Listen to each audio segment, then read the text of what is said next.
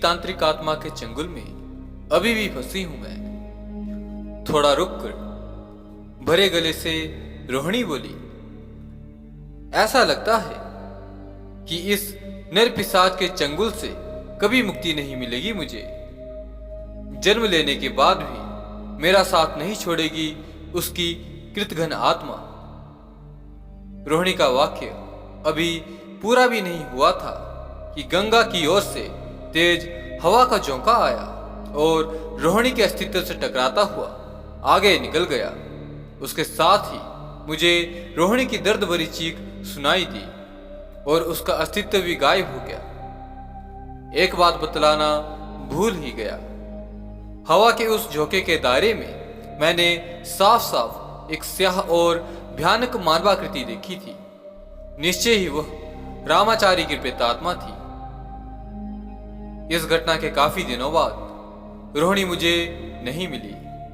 एक रात जब मैं गहरी नींद में सोया हुआ था तो सपने में दिखाई दी वह मुझे और बोली, रामाचारी के कारण मैं चाहकर भी पार्थिव देह का निर्माण नहीं कर सकती हूं और अब तुमसे ना उस ढंग से मिल सकती हूं, इसलिए सपने में आना पड़ा मुझे।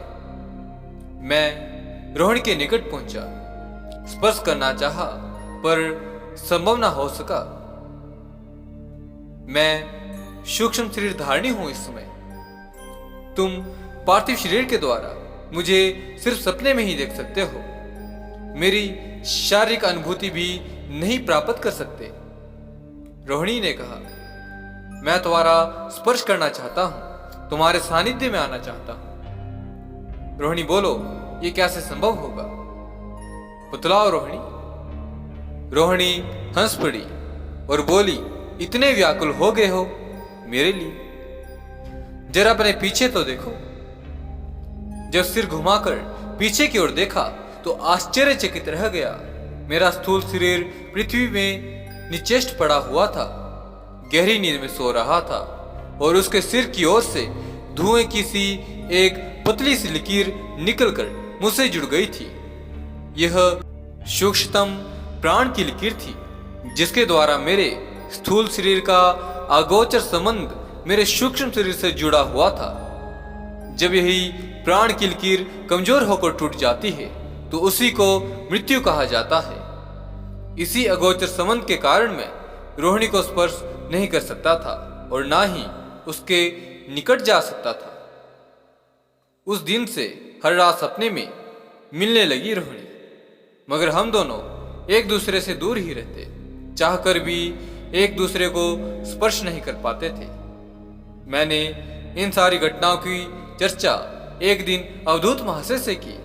उन्होंने बतलाया कि डाकिनी विद्या के बल पर अब रोहिणी की आत्मा पृथ्वी की गुरुत्वाकर्षण की परिधि में आ गई है।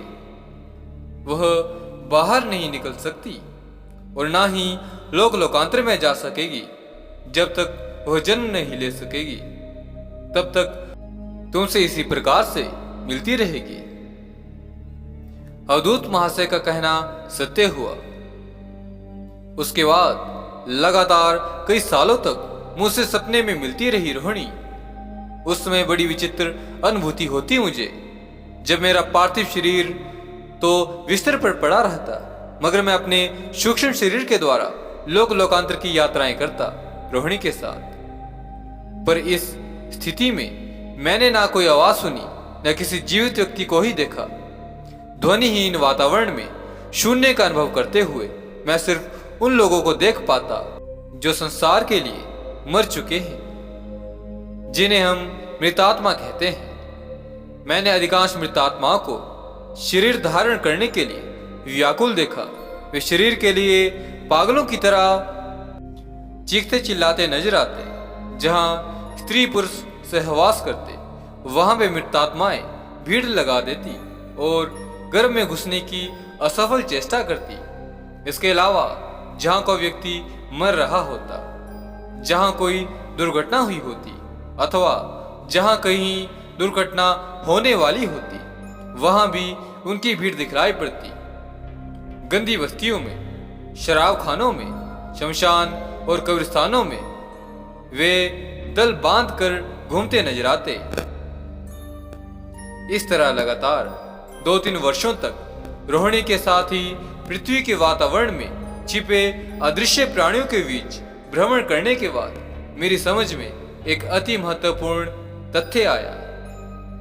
वह यह कि जीवित अवस्था में जिस व्यक्ति का जो संस्कार और विचार होता है, मृत्यु के पश्चात भी वह उसी के आधार पर अदृश्य लोक में अपनी परिस्थिति और वातावरण का निर्माण कर देता है। इतना ही नहीं, उसी विचार एवं संस्कार के अनुसार जीवित व्यक्ति सक्रिय मस्तिष्क के ज्ञान तंतुओं पर अपना प्रभाव डालकर उन्हें अच्छे और बुरे कार्य के प्रति प्रेरित भी करते थे और उनके माध्यम से अपनी अधूरी कामना या वासना की पूर्ति किया करते थे।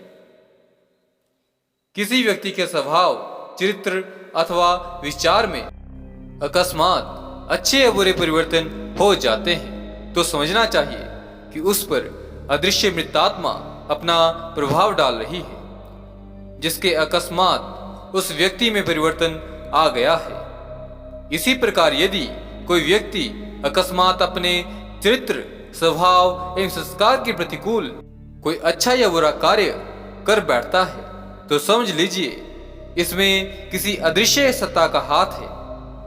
मृतात्माओं को अच्छे बुरे प्रभावों से अपने मस्तिष्क को बचाने के लिए सबसे अच्छा तरीका यही है कि हम अपने मन को दुर्लभ कभी ना करें, उसमें कभी भी हीन विचार, हीन भावनाएं ना आने दें, क्योंकि ये मृतात्माएं कमजोर मन मस्तिष्क वाले व्यक्तियों पर शीघ्र प्रभाव दिखाती हैं। उस रात भी मैं पुरानी बातें विचार करते करते सो गई। रोज की ही तरह रोहिणी उस रात भी सपने में आई।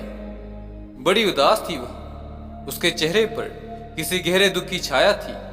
भीगे स्वर में बोली, जानते हो, आज हमारी मुलाकात की आखिरी रात है। इसके बाद मैं तुमसे कभी नहीं मिल सकूंगी।